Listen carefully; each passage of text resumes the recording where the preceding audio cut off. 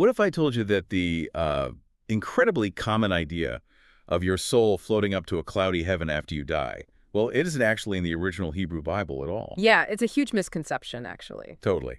So today we are doing a deep dive into a really fascinating lecture on biblical humanities. The mission here is to unpack how ancient theological frameworks tried to answer, the ultimate question, what does it mean to be human? Right, and to reveal how those ancient concepts are actually secretly running the operating system of your mind today. Which is wild. But to untangle all that, we really have to start with a massive communication crisis. Early Christians were trying to explain a Jewish Messiah to a Gentile audience across the Roman Empire. And that word Messiah, it meant absolutely nothing to the Greeks. Like, they had zero cultural reference point for it. Yeah, so they had to rely on sheer spectacle first, Yeah. right? Just to prove they weren't making things up. Exactly. The sources detail how the early disciples pointed to miracles, like suddenly healing a 40-year-old paralyzed man. Yeah, or the whole phenomenon of Pentecost. That was an ancient Jewish harvest festival where people from all over the empire were gathered, and the crowd suddenly heard the disciples speaking in simultaneous translations of all their different native languages. That is crazy. But miracles really only get you so far, right? Yeah.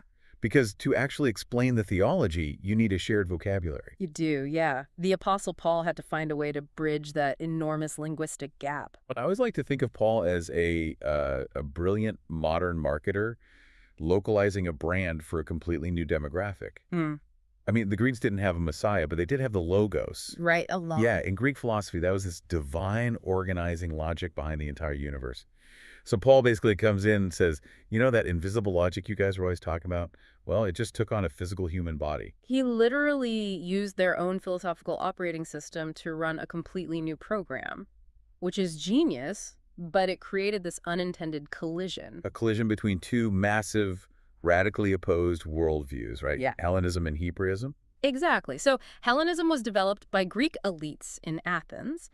And because they had slaves doing all their physical labor, they started to view the physical world as dirty, like mundane and beneath them. Oh, I see. So they had the luxury of leisure time to sit around and think. Sure. So they elevated the invisible realm of the mind as pure, while the physical body was seen as just a flawed trap.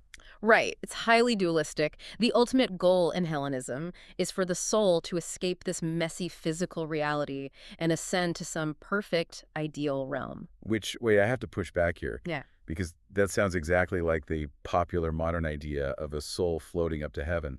But that is a Greek philosophical import, not the original Hebrew text. Spot on. It totally overwrote the original Hebrew framework in popular culture.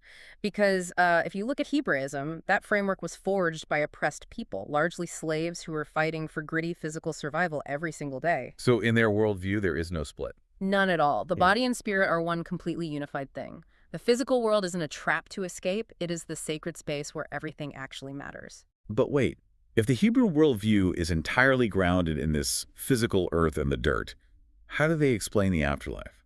Like, do they just think we cease to exist when the body dies? Well, no. They conceptualize the soul as sleeping within the physical body. It just rests there, awaiting a literal physical resurrection. Right, so the soul doesn't just float away to the clouds. Exactly. And because this worldview doesn't allow for an escape pod, it radically changes what they believed humans were supposed to actually do on Earth. That makes total sense.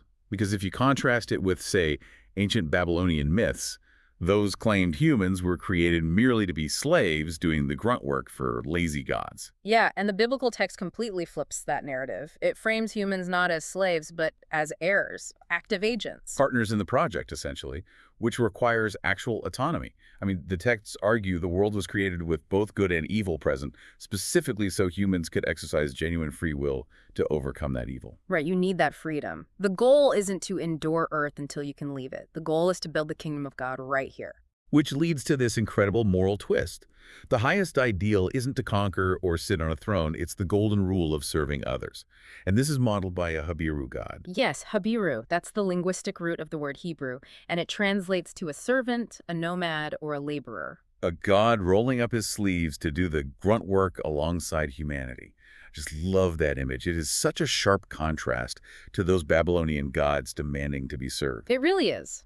Under this ancient framework, your entire daily life is reimagined. You aren't meant to wait for an escape pod from a flawed physical world.